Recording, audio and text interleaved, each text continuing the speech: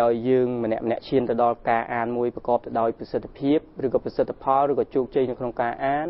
កត្តាសំខាន់គឺគ្រួសារយើងផ្ដើមចេញពីគ្រួសារឧទាហរណ៍ថាក្មេងវាត្រូវមើលបណ្ដាំវាមើលចំណាំរបស់គ្រួសារយើងមើលក្នុងនាមយើងជាឪពុកម្ដាយយើងគួរតុកដែលយើងអង្គុយលេងយើងគួរដាក់ឯកសារដាក់សម្ភារៈណាដែលតាក់ទងនឹងភ្នែករបស់កុមារហើយសមស្របទៅនឹងស្ថានភាពនៃវ័យរបស់កុមារដូចជារឿងសម្រាប់កុមារអញ្ចឹងទៅអញ្ចឹងអស់ហ្នឹងគឺបណ្ដោះឲ្យក្មេងហ្នឹងគាត់ចូលចិត្តអានតាំងពីតូចមកហើយឯកសារមិនថាឯកសារបែបណាទេយើងអាចដាក់ហើយបើយកល្អហ្នឹងគឺ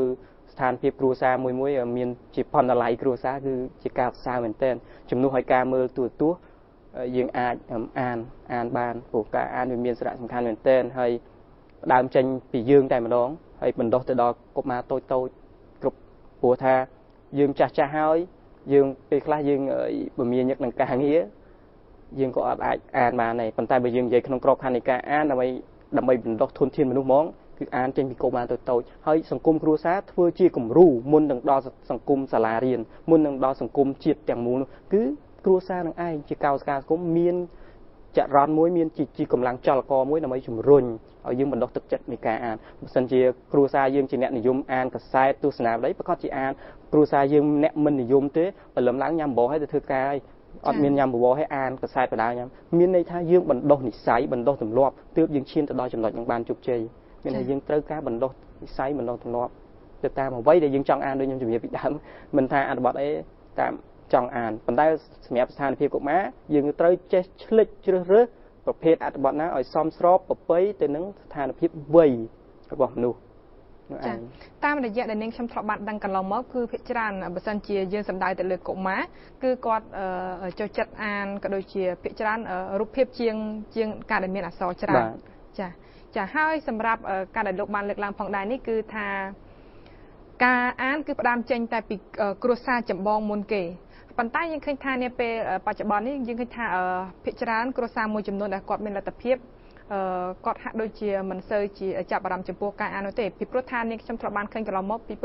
កូនរបស់ពួកគាត់បង្វែរពីការកាន់សៀវភៅមកជាការកាន់ iPad ឬក៏ទូរស័ព្ទដៃផ្សេងដើម្បីថាលេងហ្គេមឬក៏ស្ដាប់ចម្រៀងផ្សេងវិញថាតើលោកយល់យ៉ាងណាដែរចំពោះចំណុចនេះចា៎បាទបើនេះឯងគឺតកតឹងទៅនឹងស្ថានភាពរបស់ក្រុមគ្រួសារនឹងឯងមានន័យថាយើងត្រូវចែកដាច់រវាងការអានហើយនិងការលេងឬក៏ហ្គេមតាមរយៈអេឡិចត្រូនិកដែលសម័យបច្ចេកវិទ្យាកំពុងរីកចម្រើនអញ្ចឹងនឹងឯងចូលលក្ខណៈមួយមានន័យថាគ្រួសារនោះឯងមិនបានបណ្ដុះនិស្ស័យមិនបានបណ្ដុះទម្លាប់ឲ្យកុមារនិយមអានឯកសារជាសន្លឹកក្រដាស់ទេគឺបង្វែរពេលនឹងឯងឲ្យគាត់ទៅលេងអ្វីដែលជាតាក់ទងទៅនឹងការកំសាន្តផ្នែកខួរក្បាលវិញមិនមែនមានន័យថាការលេងអស់នោះវាអត់ប្រយោជន៍ក៏ប៉ុន្តែបើយើងនិយាយអំពីការអានដើម្បីស្រូបនៅចំណេះដឹងសម្រាប់ក្មេងនឹងផ្សំឬគល់នៃចំណេះដឹងពីតូចទៅដល់ធំនោះគឺជាគ្រោះថ្នាក់គឺមានន័យថាគាត់នឹងឯងមិនបានបណ្ដុះនិស្ស័យមិនបានបណ្ដុះទម្លាប់នៅក្នុងស្ថានភាពគ្រួសារដូចខ្ញុំបានជំរាបពីខាងដើមហ្នឹងគឺគ្រួសារត្រូវធ្វើជាគំរូមានពេលមានម៉ោងយើងងាកទៅឲ្យឆ្ងាយបន្តិចសម្រាប់ឲ្យស្រុកដែលគេរីកចម្រើនគឺតាំងពីកកំណើតនៅក្នុងផ្ទៃម្ដាយឪពុកឬក៏ស្ត្រីដែលជាម្ដាយបំរុងដែលមានកហើយហ្នឹងគាត់តែងតែអានសភៅខ្លួនគាត់ជារឿយហេតុអីអ្នកវិទ្យាសាស្ត្រឬក៏អ្នកស្រាវជ្រាវផ្នែកវិទ្យាសាស្ត្រផ្នែកពេទ្យហ្នឹងសុខភាពមាតានិងទារកហ្នឹងបាននិយាយថាការអានម្ដាយអានហ្នឹងធ្វើឲ្យកូននៅក្នុងផ្ទៃហ្នឹងក៏មានលំនឹកនឹកគិតប្រព័ន្ធប្រសាទរបស់ក្មេងហ្នឹងក៏ចាប់ដឹងចាប់ដុសដាលដែរអញ្ចឹងចំពោះងាកមកយើងវិញចំពោះអ្វីដែលហៅថាលេងហ្គេមឬក៏លេងតាមរយៈមធ្យោបាយឧបករណ៍ទំនើបយើងហៅថា iPad iPod អី tablet អីក៏ដោយទូរស័ព្ទក៏ដោយនោះឯងគឺជាអត្តពលមួយដែលមេត្តាបិតានៅក្នុងស្ថានភាពគ្រួសារមួយហ្នឹងមិនបានបណ្ដុះទម្លាប់ឬក៏មិនបានវឹកហាត់ខ្លួនឯងឲ្យទៅជាគំរូសម្រាប់កូនក្នុងគ្រួសារហ្នឹងឲ្យអានអញ្ចឹងយើងត្រូវយល់អំពីបរិបទហ្នឹងហើយខ្ញុំសូមនិយាយថាការលេងហ្នឹងវាមិនមែនជាផលអាក្រក់ទេក៏ប៉ុន្តែបើយើងនិយាយក្នុងក្របខ័ណ្ឌនៃការអានដើម្បីបណ្ដុះចំណេះដឹងវាពិតជាមានផលអាក្រក់សម្រាប់កុមារហ្នឹងចា៎មានតែវាចាយពេលអត់ប្រយោជន៍ចា៎ចាសសូមអរគុណហើយនឹងខ្ញុំសូមលើកនៅចំណុចមួយទៀតសួរតកាន់លោកផងដែរដោយសារតែសម័យនេះគឺជាសម័យបច្ចេកវិទ្យាជឿនលឿនយើងឃើញថានៅក្នុងនោះផងដែរយើងមានកម្មវិធីផ្សេងដែលយើងអាចបញ្ចូលទៅក្នុងទូរស័ព្ទដៃទំនើបឬក៏ប្រភេទ smartphone ទាំងនោះផងដែរដែលមានដូចជាឧទាហរណ៍ថាដូចជាមានរឿងនិទានដែលយើងអាចចុចបើកទៅយើងអាចអានបានហើយនឹងកម្មវិធីបង្រៀនផ្សេងៗទៀតបើសិនជាពុកគាត់បង្វែរពីយកកម្មវិធីនោះបញ្ចូលទៅក្នុងទូរស័ព្ទរបស់គាត់ហើយឲ្យកូនគាត់មើលឬក៏អាននៅក្នុងនោះវិញយ៉ាងណាដែរចា៎បាទសំណួរនេះហើយសំណួរនេះដែលបានបញ្ចូលចម្លើយទៅហើយនោះវាជាការប្រពៃណាបើសិនបើគាត់អញ្ចឹងហើយបាននិយាយថាយើងមិនសំខាន់ទៅលើប្រភេទឬក៏ឧបករណ៍នៃការអានទេអានបែបណាក៏ដោយអានតាមមធ្យោបាយបែបណាក៏ដោយគឺឲ្យតែគាត់អាននោះឯងគឺប្រពៃណាគឺឥឡូវដោយសារការរីកចម្រើនរបស់បច្ចេកវិទ្យាហ្នឹងគាត់បង្វែរអារម្មណ៍ពីការលេងហ្គេមស្ដាប់ចម្រៀងអានអត្ថបទអីក៏ដោយគ្រប់មេឌៀគ្រប់ប្រព័ន្ធផ្សព្វផ្សាយទាំងអស់មិនថាជារឿងអីទេឲ្យតែអានឯងគឺបណ្ដុះគំនិតមែនតើនឹងព្រោះដូចខ្ញុំជំរាបអញ្ចឹងថាអានវាអត់មានស្ថិតនៅក្នុងបរិបទឬទម្រង់អីទេឲ្យតែអានហើយតាមរយៈមិនថាប្រភេទกระดาษប្រភេទសភៅឬក៏ប្រព័ន្ធអេឡិចត្រូនិកអីទេគឺសម្រាប់យើងក៏ប៉ុន្តែសម្រាប់ស្រុកយើងភាគតិចណាស់ដែលប្រព័ន្ធអេឡិចពេលរីកចម្រើននោះមានតែនៅបណ្ដុំក្រុងឬទីប្រជុំជនមួយចំនួនទេបាទចាតើតើនឹងអត្ថបទក៏ដូចជាសៀវភៅដែលយើងអានវិញថាតើយើងគួរតែជ្រើសរើសយកសៀវភៅបែបណាក៏ដូចជាអត្ថបទប្រភេទណាដែលយើងគួរតែលើកមកអានឬក៏គ្រប់អត្ថបទរបស់ដែលយើងចង់អានយើងអានបានចា៎បាទកន្លែងនោះវាតេតិននឹងចេះបញ្ហាមានន័យថាជាទូទៅមុនដំបូងដើម្បីយើងនិយាយអំពីសារៈប្រធានបទរបស់យើងសារៈសំខាន់នៃការអានហើយខ្ញុំបានជំរាបពីខាងដើមហើយយើងអានទូទៅក៏ប៉ុន្តែនៅក្នុងក្របខ័ណ្ឌមួយដែលវាមានខ្ញុំសុំចែកតែ2ចុះហៅថាយើងអានទៅលើឯកទេសចំណេះជំនាញមានន័យថាបុគ្គលម្នាក់ប្រកាសជាមានឯកទេសចំណេះជំនាញមួយហើយអញ្ចឹងគាត់អានត្រូវពង្រឹងទៅលើសមត្ថភាពនៃចំណេះជំនាញដើម្បីគាំពៀទៅដល់សមត្ថភាពក្នុងការបំពេញការងាររបស់គាត់ទៅតាមស្ថាប័នអង្គការមួយទៀតចំណុចសំខាន់បំផុតគេហៅថាសម័យឥឡូវគេប្រើពាក្យភាសាបរទេសហៅថា soft skill មានន័យយើងត្រូវអានគ្រប់ឲ្យដឹងគ្រប់ទម្រង់គ្រប់រឿងរ៉ាវមានន័យថាយើងបើនិយាយទូទៅហៅថាវប្បធម៌ទូទៅណាយើងត្រូវអានអារឿងហ្នឹងដើម្បីគាំពៀទៅលើអ្វីទៅលើអាការអានបែបជំនាញឯកទេសរបស់យើងនេះយើងគាំពៀទៅលើចំណេះដឹងដែលយើងមានហើយយើងបានបើកខ្លួនយើងឲ្យទូលាយយើងទទួលស្រូបនៅចំណេះដឹងពីក្រៅមកឲ្យច្រើនដើម្បីកាលណាយើងទទួលស្រូបចំណេះដឹងពីក្រៅច្រើនហើយវាចូលទៅគាំពៀនៅចំណេះដឹងឯកទេសរបស់យើងអាចពង្រឹងចំណេះដឹងឯកទេសហ្នឹងទៅដល់គោលដៅនឹងមួយអញ្ចឹងការអានរបស់យើងនិយាយមែនតើទៅ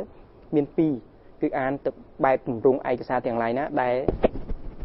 គាំពៀទៅដល់ផ្នែកឯកទេសរបស់យើងនិងមួយទៀតទូទៅគេហៅថាវប្បធម៌ទៅឬក៏ហៅ soft skill មានជំនាញទូទៅដែលយើងត្រូវតែដឹងថាតើពិភពលោកនេះគេដើរដល់ណាហើយចំណេះអ្វីដែលបាន